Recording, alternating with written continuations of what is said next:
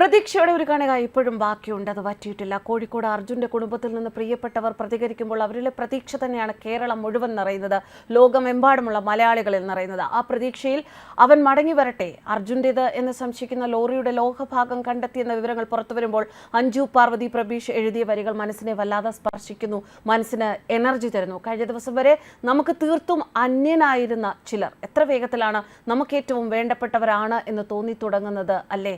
ഇങ്ങനെയാണ് അഞ്ചു കുറിച്ചിരിക്കുന്നത്.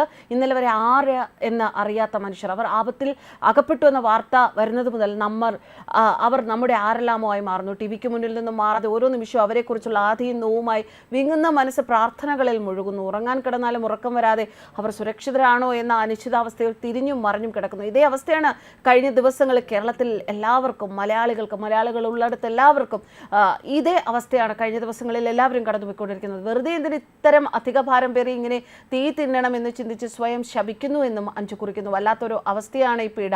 ഇങ്ങനെ ഉറങ്ങാൻ കഴിയാതെ സ്വയം ശപിച്ച കുറേ രാത്രികൾ തന്റെ ജീവിതത്തിൽ ഉണ്ടായി എന്നാണ് അഞ്ചു പറയുന്നത്. ആലുവയിലെ കുഞ്ഞിന്റെ തിരോധാനം, കൊല്ലത്തെ കുഞ്ഞിന്റെ തട്ടിക്കൊണ്ടുപോകൽ, മലയിൽ കുടുങ്ങിയ ബാബു തുടങ്ങി ഒടുക്കം മാലിന്യത്തിൽ പുതഞ്ഞുപോയ ജോയ്, ഇപ്പോൾ അർജുനും.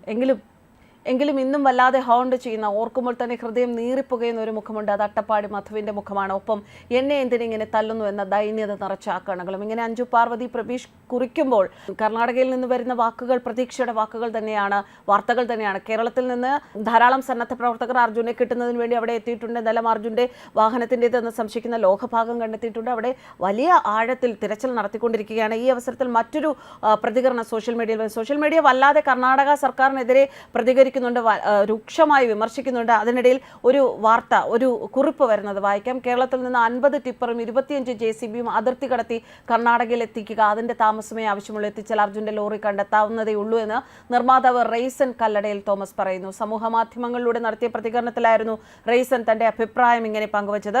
അർജുനായുള്ള തിരച്ചിൽ ഒരാഴ്ചയിലേക്ക് കടന്നതിന് പിന്നാലെ ആദ്യഘട്ടത്തിൽ നടത്തിയ മെല്ലപ്പോക്കിനെതിരെ വ്യാപക വിമർശനമാണ് ഇപ്പോഴും ഉയരുന്നത്. ഇതിന്റെ പശ്ചാത്തലത്തിലായിരുന്നു റെയ്സന്റെയും പ്രതികരണം വന്നത്.